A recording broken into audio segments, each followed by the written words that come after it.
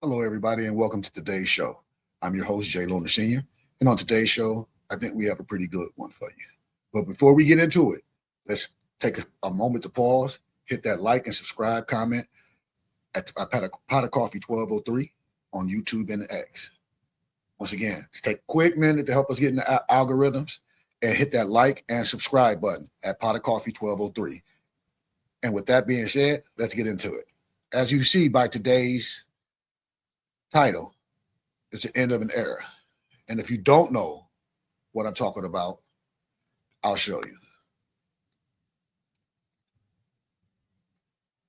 All righty. An end of an era.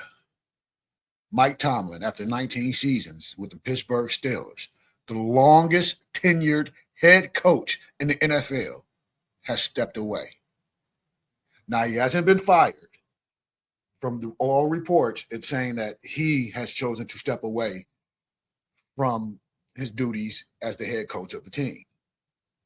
Now, with that being said, to all my Steeler nations out there, Steeler brothers and sisters out there, you got what you wanted. You got what you wanted. See, you guys asked for this for 3 seasons. Fire Tomlin, get us through Tomlin. But see, what y'all failed to realize is, and I think you guys got a little bit too comfortable because you were there in the playoff hunt every season for 19 years. Yes, for the last 7 years, you've been one and done. Okay? That I can understand. That is not acceptable. But see, you have to be mindful of things that there's franchises out there that ain't been to the NFL playoffs, ain't sniffed them since the early 2000s, being the Jets.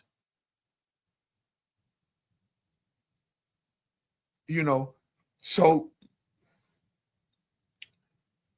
from me to all you Steeler fans out there, welcome to mediocrity. See, you thought you were a mediocre team then when you in 19 years, in 19 seasons of NFL professional sports, you have not had one losing season. Not one. So you're so used to being above board, you don't know what below board looks like. You think of that being over 500 is below board. Yes, it might not be the standard if the standard is to win championships, but y'all ain't won a championship since Big Ben. I think that was 2015. So what are we talking about? And I might be wrong on the year, so please don't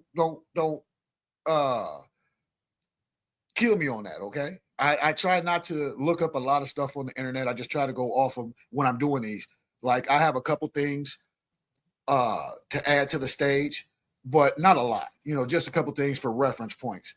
But I try just to show you what I'm talking about. But I try to do all this off just the top of my head because I've watched football since 1978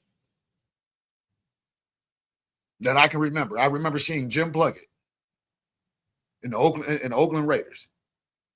Because I lived in California at the time. I remember that. I was at a game and I remember it. So that was my first memory of football, and I've been an avid football fan since that. So I try to do all this stuff off of my mind. First off, before I go deep off into this tangent, I want to applaud the Pittsburgh Steelers organization because you are a class organization. 3 head coaches since 1969. 3.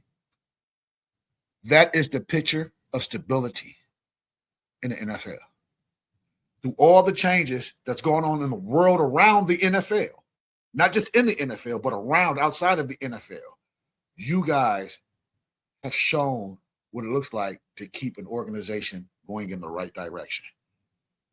And with this move that was forced upon, I'm going to say it, forced upon Mike Tomlin by the fans of the city of Pittsburgh and the Pittsburgh Steelers to walk away from that, y'all have invited hell into your lives. See, this is like when that traveler comes to the door and knocks and nobody knows who they are and you open it up and the next thing you know, the whole family's murdered. Y'all just open the door for the murderer to walk in. You just unlocked the door for the murderer to walk in. See, you thought everything was bad then. Just wait. Answer me this: who you gonna get to come in and do anything? You see, because you got to remember, the coach coming in is a twofold job.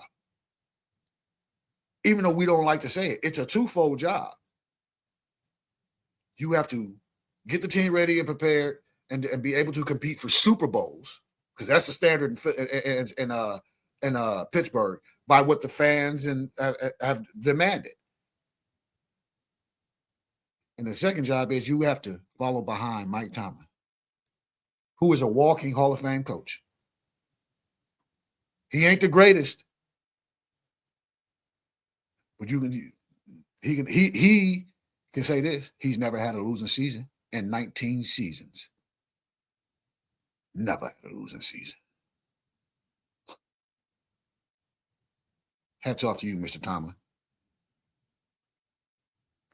That is a remarkable, an admirable feat, an accomplishment. And I don't want to take anything away from you, sir. But the people in Pittsburgh, y'all must be dumber than a box of freaking rocks to demand and scream at the top of your lungs for this man to be fired. Who are you going to have come in there now? Mike McDaniel? Yeah. All right, let's get to this. Listen, hold on. Tomlin's record, right? Mike Tomlin's record, 62, almost 63% in the NFL in 19 seasons. Regular season, he has 193 wins and 114 losses. 2 ties. Postseason, 8 wins, 12 losses. Still 400%. Career wins, 201 wins, 126 losses. A 61% win rate.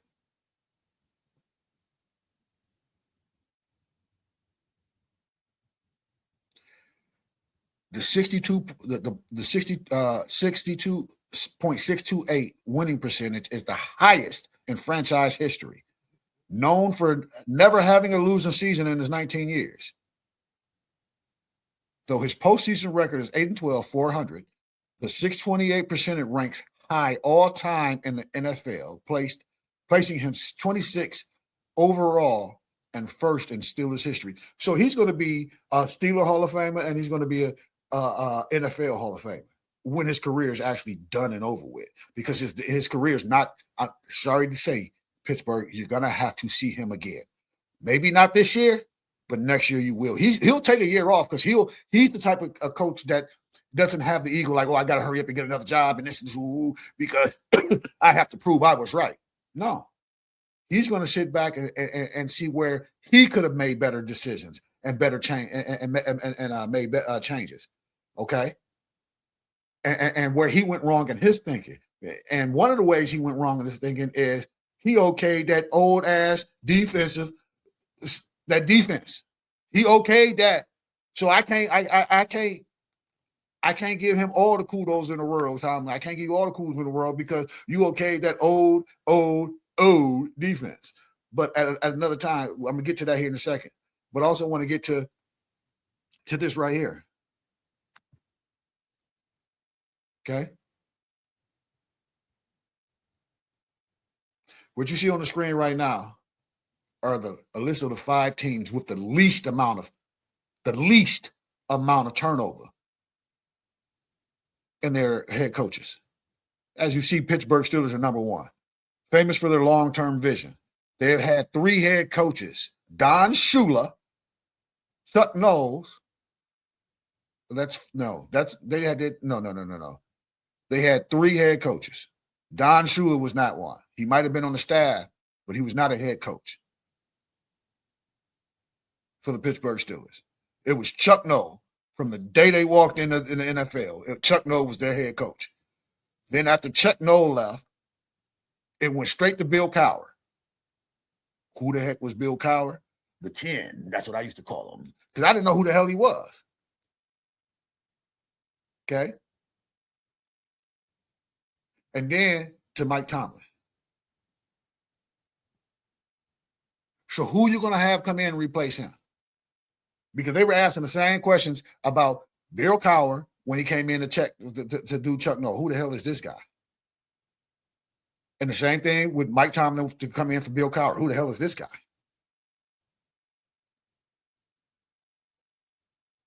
We're going to say the same thing about the next person to come in. Who the hell is this guy? But there's a track record there that he has to live up to now. He has to live up to it because Mike Tomlin had to live up to it. Bill Cowher had to live up to it. The standard is the standard. New England Patriots. They had Bill Belichick for 20 years. He won 6 Super Bowls.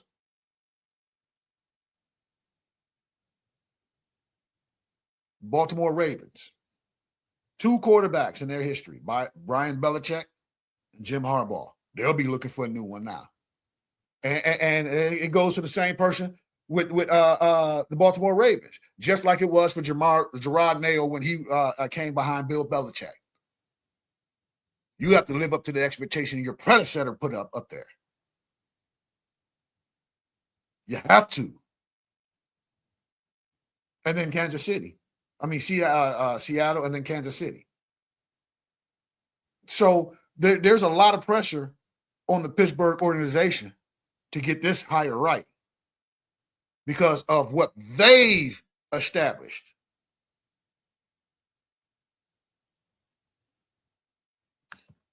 Now I didn't have this put to the stage. This is something else. This is something but this is about that defense that I was just talking about. You got key players with huge contracts. You got T.J. Watt, Jalen Ramsey, Alex Smith, Cameron Haywood, Deshaun Elliott. You guys have the highest paid defense from the 4th straight year.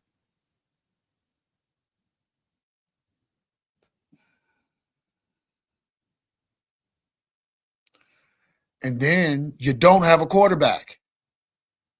You don't have a receiver because from what I'm hearing conflicting stories. I'm hearing stories that they did let DK or DeKalin. I'm not going to call you DK. Your mama don't call you DK. And I'm older than you, son. I'm not going to call you DK because of the actions that you pulled because somebody called you by your name, your government name, the name that your mama and father gave you. So if you got a problem with that, dog, you got a problem with that. That's your issue, not mine.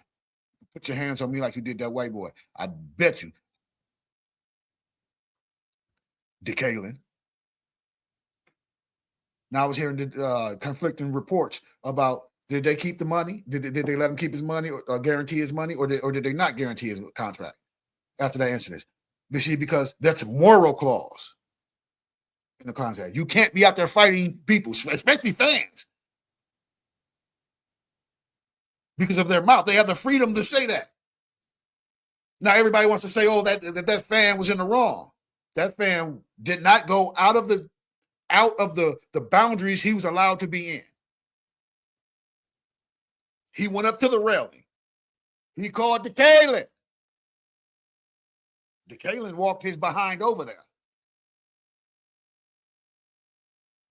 Now, DeKalin, you were in the middle of a football game. Why are you walking over to sign an autograph? That's the first question. That's the first question. Second question. What gave you the right to swing on that man? I don't care if he called your mama a one-legged hoe that wasn't worth 3 cents. That's his opinion. You gonna swing on everybody that has a negative opinion about your mama?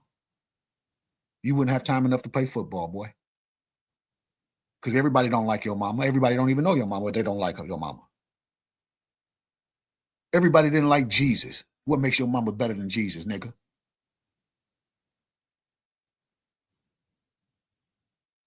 You got life fucked up because you got that little bit of money. I wish you would have swung on me. You'd have got an ass whooping and a bankruption. you'd have been filing for bankruptcy because I'd have owned everything after I owned your ass. Because I'd have whipped the fuck out of you, nigga. I would have fell over that motherfucker. As soon as you swung, I'd have let it connect, and I would have fell over that motherfucking thing. And on the way down, I'd have put your ass in the headlock, and you was coming with me, nigga.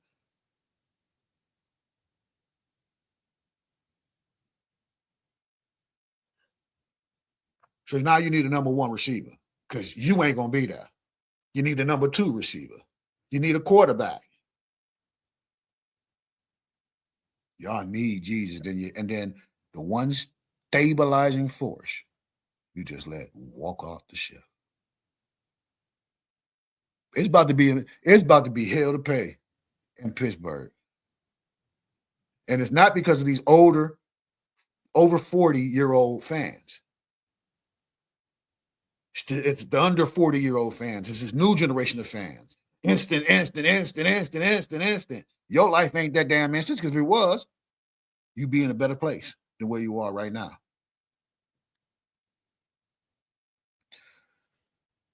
But y'all got a lot of things to figure out, man. A lot of things to figure out. Now we're going to move on. We're going to stay in the NFL because we're going to stay on this coaching search and stuff. We're going to move over to I can't. Look here, y'all. The national media is going. Y'all keep telling me that Kevin Stefanski is a good coach. Prove it. Still, tell me one player, as a head coach, Kevin Stefanski has developed, or even as a fucking coordinator.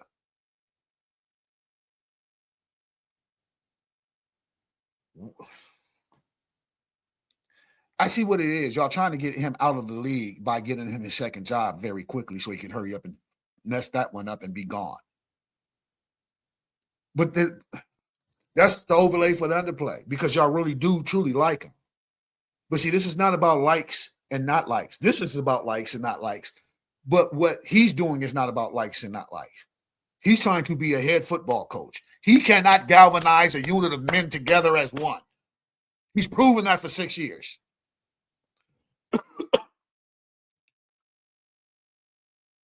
And everybody keeps saying he gave up his play calling twice. No, he gave up his play calling more than that because he did it this season. He did it the season before. He did it the last season they went to the playoffs. He wasn't calling those plays when Joe Flacco came in.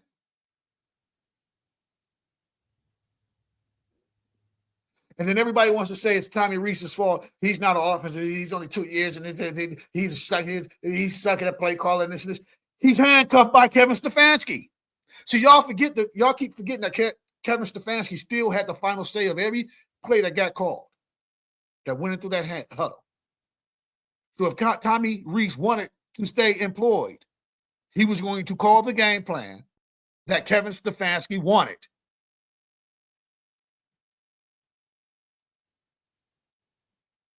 The first game plan that was Tommy Rees's all by itself was the Tennessee Titans one. And then after that, it went downhill. Because Kevin Stefanski had to have control. Because he was trying to sabotage y'all.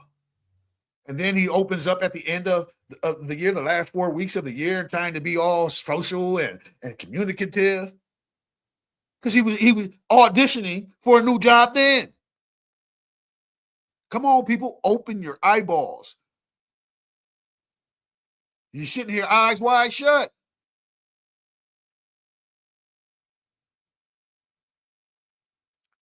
And y'all got to quit this trying to get Jim Harbaugh there with this narrative that he's saying that he needs to have control, final say-so, and all authority over the whole 53-man roster.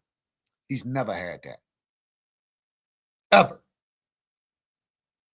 But see, what you guys are trying to do is say that he's saying that, so that way you guys can surreptitiously move Andrew Berry out of there, because every last one of you in the media want Andrew Berry out of there because you say he hasn't done his job.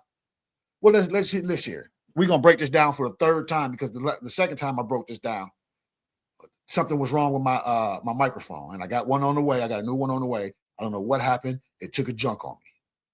It's just popping and cracking and all that shit. So I'm not even going to play with it. I got another one on the way. It should be here next week. But Jimmy Haslam took ownership of the Deshaun Watson thing. So that takes care of the 3 years of no first-round draft picks, okay? He took ownership of that. He said that was on me.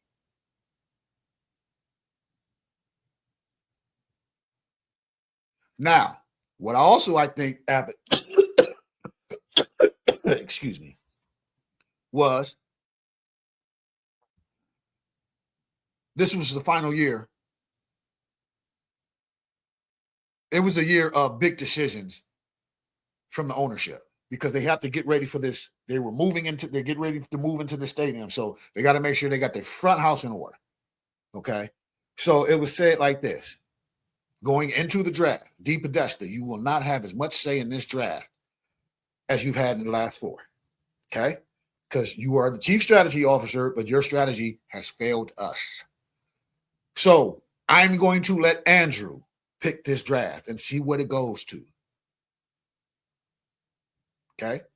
Andrew, this is your draft. Do with it as you will. Kevin, Andrew's going to give you a roster. We have to be better than 3 and 14.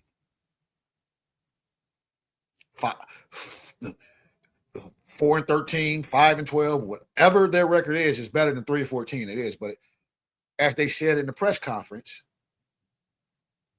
the team didn't improve in areas that they felt they should have improved in with the talent they had. Okay. This is the owner and the GM speaking. These are the two bosses speaking.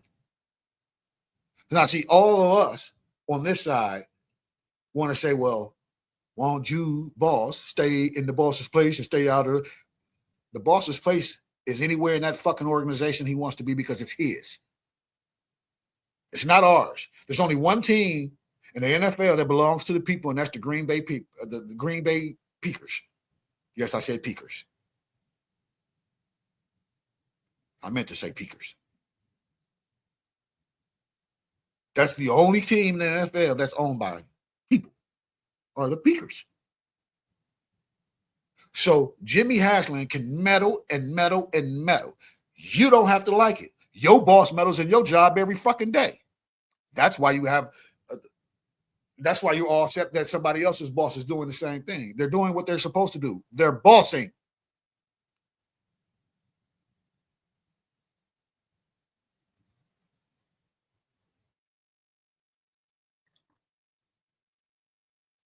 Another thing. Andrew Berry ain't going nowhere, y'all. Jimmy Haslam, I already told him, okay, you did great on that draft. Okay. Did great on that one.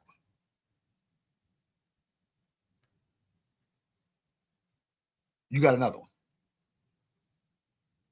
You got another one. So you do this one. You do what you did in the last draft. This upcoming draft, you do it on the offensive side of the ball, bruh. You're good as gold in the Cleveland Browns organization. That's what Jimmy Haslam's told him. And the media doesn't like that. Why? I don't know.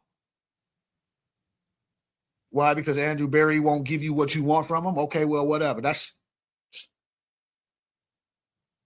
But if the owner is saying, I am taking the onus for this 3 years, and everything starts fresh from now.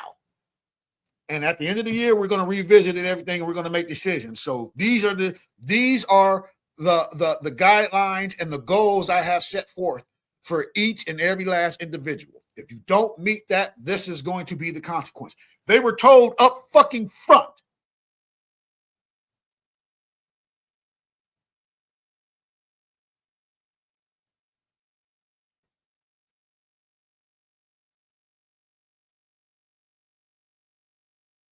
Now,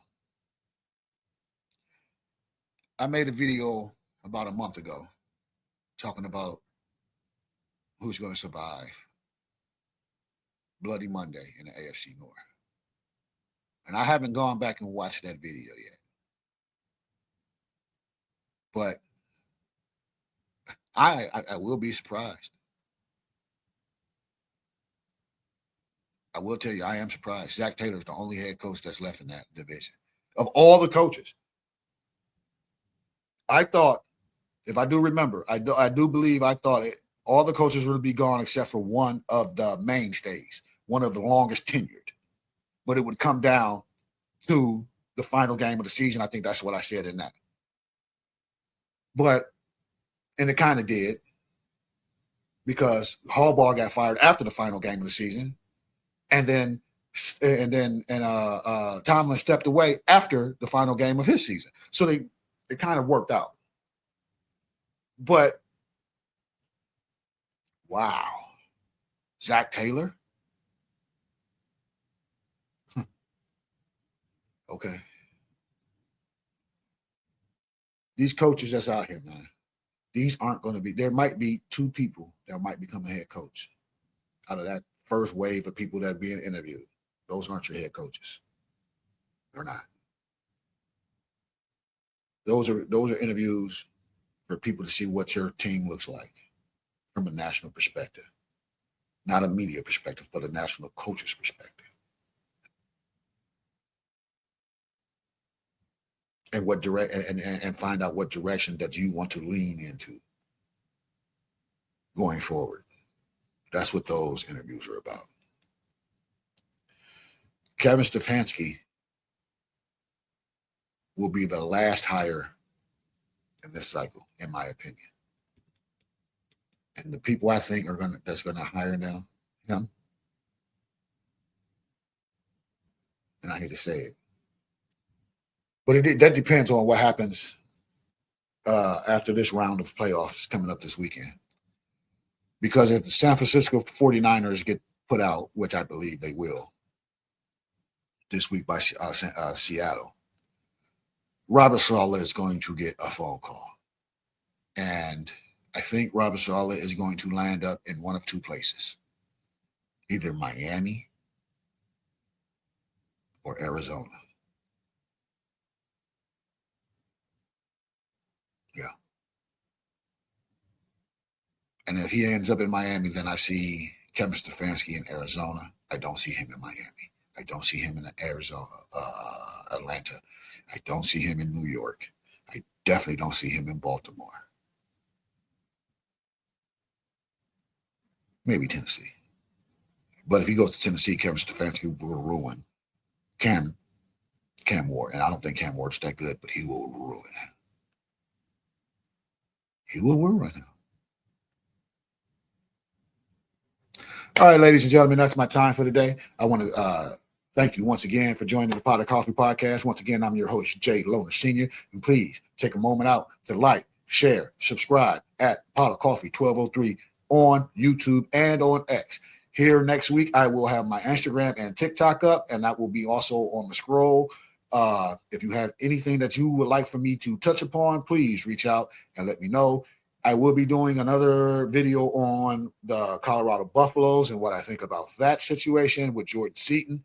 Here, I will be doing that later this afternoon. So keep your notification bells on for that one, and we will be seeing you then. Until then, peace, love, and we out.